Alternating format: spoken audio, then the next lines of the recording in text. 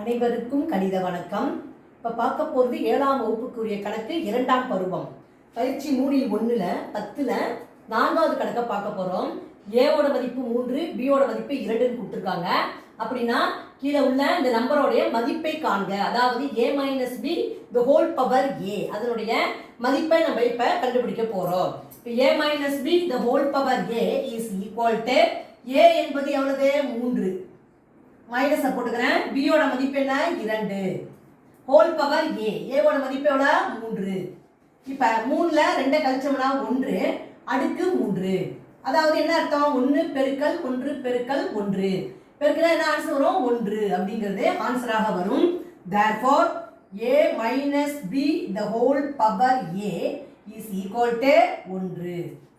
நம்ம என்ன பண்ணிருக்கோம், ஏவின் மதிப்பு பியின் மதிப்பை சப்ஸ்டிடியூட் பண்ணி ஆன்சரை கண்டுபிடிச்சிருக்கிறோம். புரிஞ்சுங்களா?